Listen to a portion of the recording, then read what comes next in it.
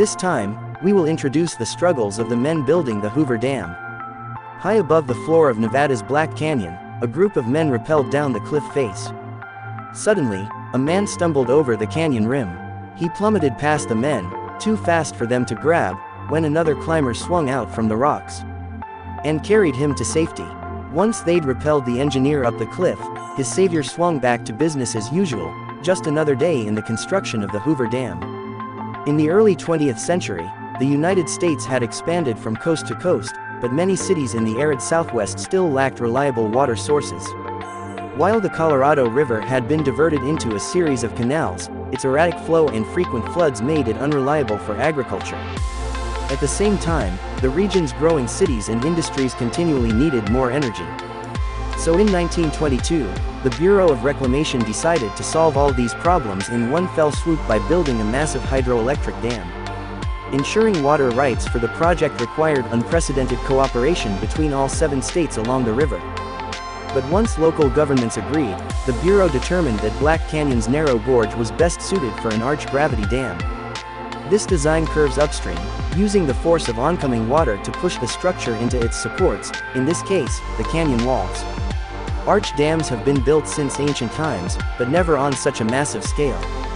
When complete, the structure would be 221 by 379 meters.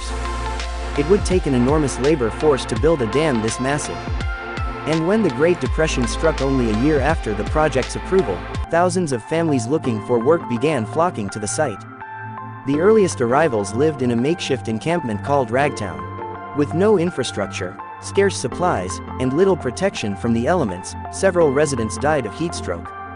So to better house workers, the government designed and built the still thriving Boulder City, complete with numerous amenities, including a state-of-the-art hospital. Before construction on the dam could begin, the entire river had to be rerouted. Building these diversion tunnels required blasting into each side of the canyon to create 17-meter-tall tubes. With a combined length of almost 5 kilometers, these tunnels could divert roughly 5,600 cubic meters of water per second. However, workers faced grueling conditions to finish these on time, and dozens succumbed to the scorching heat. By the fall of 1932, the river had been successfully redirected. But the most dangerous work was still ahead. Over 1 million cubic meters of loose rock needed to be cleared from the canyon walls. So foremen brought in high scalers who descended the cliffs on ropes, removing rubble with jackhammers and dynamite.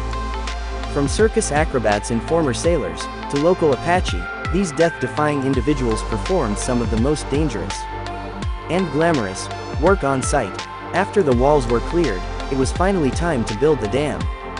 This required pouring over 6.6 million tons of concrete, enough to pave a road across the entire U.S. But so much concrete poured at once would take far too long to cool and harden. So to speed this process up, concrete was poured in interlocking blocks of varying sizes, each containing steel pipes flowing with cold water. By 1935, most of the structure had been completed 2 years ahead of schedule. On February 1st, the diversion tunnels opened to fill the dam's reservoir, capable of holding twice the Colorado River's annual flow. Upon completion, the dam was the tallest man-made structure in the world. However, the speed of its construction came at the cost of worker safety. While this project employed roughly 21,000 Americans during a major economic crisis, over 100 people died during construction. Creating the reservoir also destroyed communities like St. Thomas and devastated the Colorado River ecosystem.